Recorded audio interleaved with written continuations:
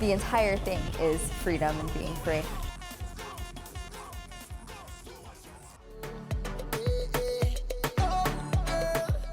Carnival is important to me because you're not bound by any restraint in society. If you feel like dancing, you dance. If you feel like singing at the top of your lungs to the song that you love, do it. Nobody's judging you. There's no outside world except what you're experiencing right now. Carnival encapsulates our history as an enslaved people. So it started back in Trinidad a few hundred years ago when we were owned by European countries. Those owners from the European countries had their own version of Carnival, which they would kind of use as a mockery to show our lack of freedom.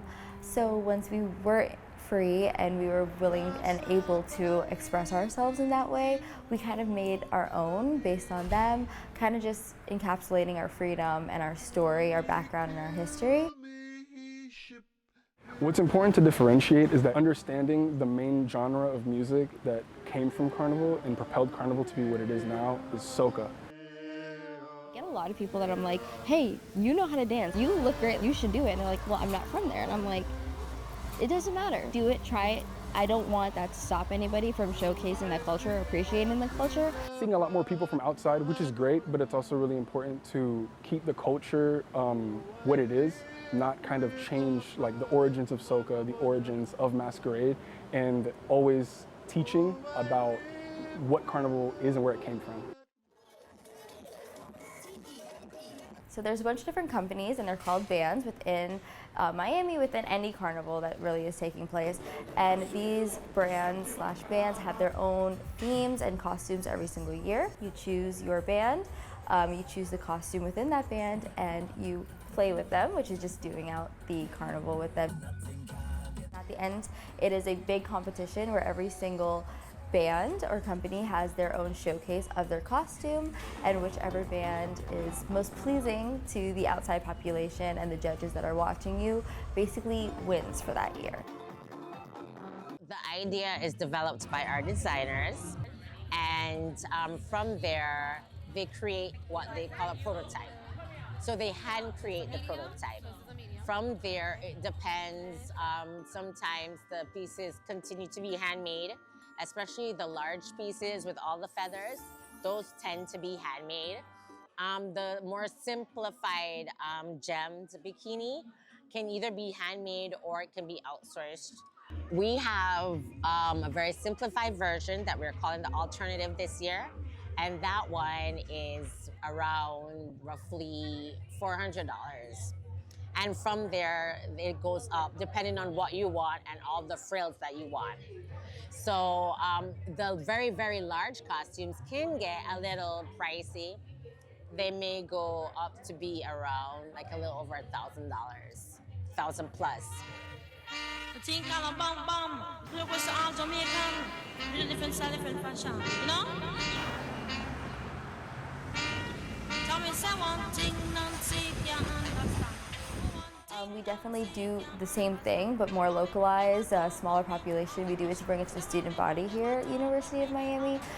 Whether you are from there and you're missing home, you're missing your culture, or you're just very ready to learn about it and it interests you, we do that, and we do it before the city carnival so that they're able to kind of go into it with a better background, a history, some knowledge if they didn't have it before.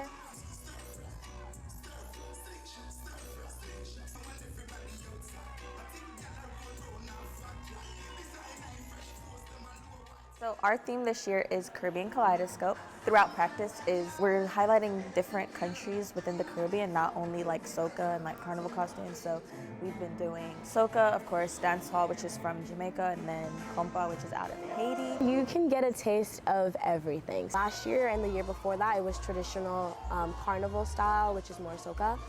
So this year we want to include different islands, and so that's where like the compa and dance hall comes from. So even if you don't like want to wear the traditional carnival costumes, we have something else for you.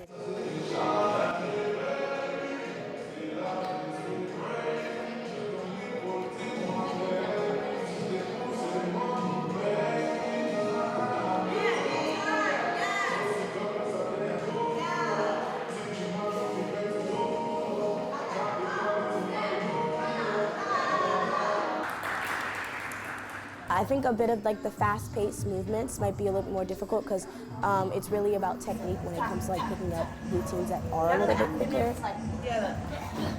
Yes, that's what it is. With being roughly a week and some change out from the show, we've been running it as if it was day of show. So I know it's going to be a big change, but from now on we're only practicing in heels, so we can kind of pick up on all of the like the messes or anything that like goes on with the heels, and we can fix that like as soon as possible. I would say improvement, just making sure like there's more energy. The only criticism I would give is to myself, like kind of just being relaxed, because like I'm dancing with somebody else, and then it's really easy to look stiff because you're trying to not go too fast, trying not to go too slow. And then I'm not looking central while I'm doing it, I'm looking real tense. We've been telling them a lot, like however you practice is how you're going to perform, so we just want them to give us more energy, but they're doing really good. So.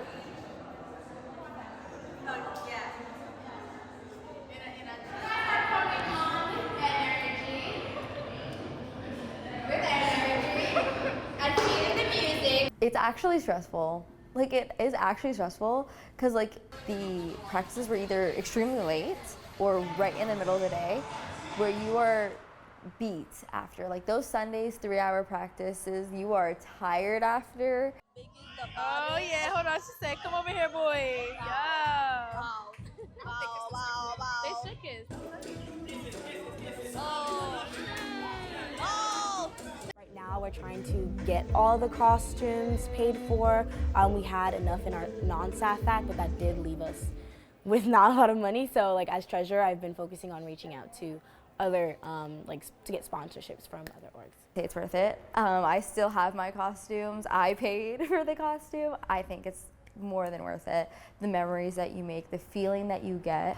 I've been in the States for about 12 years now, and I miss home so dearly. So anything that will bring me back there will. So I budget a year ahead of it, and I make sure that, hey, if I can do it, I'll be there.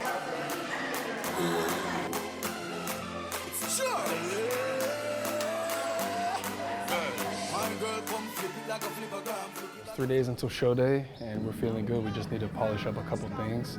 I mean, everybody pretty much has their part set.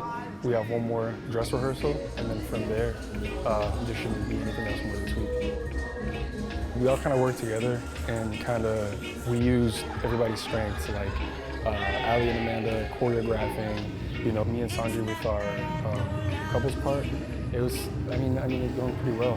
We just kind of worked on it in our own time, and then so when we come here, it'll be simpler. At the end of the day, you're gonna fall. There's been many times where we did not nail the lift for our dance, and that's okay, and we laughed it off.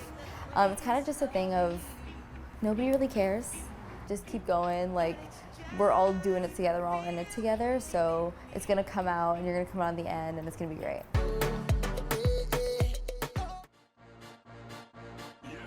It's gonna feel so awkward. There we go. That's a bad. That's a bad. Feeling so excited.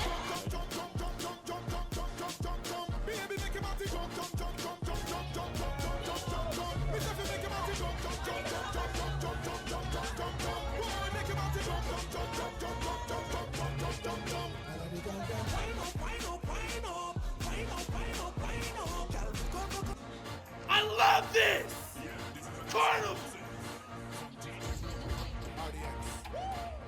I was like, this is like what everybody talks about. I will always remember this moment. It's so euphoric. Nobody's judging you. Nobody cares about what you're doing, what you got going on. You're leaving your stress from life like at the door, and you're just participating and being yourself.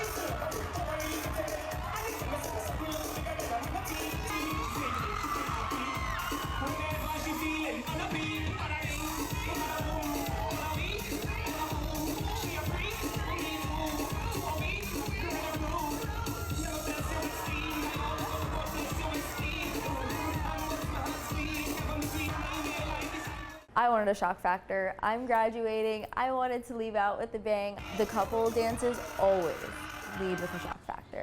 There's so many individual dances, and there was a lot of group dances this year that I think there's only 2 or 3 couple dances within each section. I love watching the videos from the crowd and like zooming into people's faces. It's the funniest thing ever. They're like, it's the funniest thing.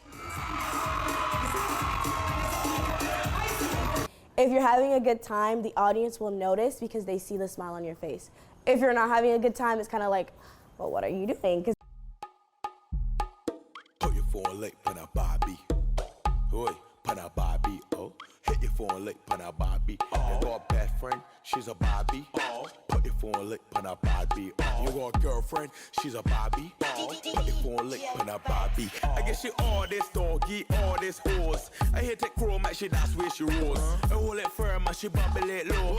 She peep back for the bar bitch. I guess she all this doggy, all this horse. She said, ooh, you like you better than the rose. I said, ooh, you like you better than the horse. Lizard leg low, and she curl like she toes. Yo, head a snap on a Barbie. It's liberation, right? So Carnival is a liberation. So it's a celebration of culture and all that we've been through as, you know, Caribbean folks. So it's definitely a time to get out and just celebrate and have fun. I am so proud to be able to be out here and representing for my family. We're Guyanese and Jamaican, so I've been doing this since I was a kid. I played Mass for the first time in 2011, but the first time I ever went to Carnival was with my grandparents. I was nervous because I wanted my costume to look good, and getting ready was fun with all your friends and oiling up and putting glitter on. So now that I'm dressed in my costume, I feel amazing. The thing that most people love about Carnival or even Juve is the fact that you can let go. You can release, you can forget about all your stress, forget about all your worries just for that moment and just have a bona fide, like a genuinely great time. It's in our blood. Like, we live, breathe, eat, sleep Carnival. I think what I'm most proud of is like personal to me. I didn't back down. I kept doing it. Right before you go on the stage, your heart is pumping, and I still went around and I did it, and it made me happy. There's many times where you can like quit and say like, I'm tired of practicing, I'm tired of doing this, like my body hurts, because it did. People might have just went there to see the dances and didn't listen to the history of it, but I still stood up there and I did it. Like, I still showed them what it was.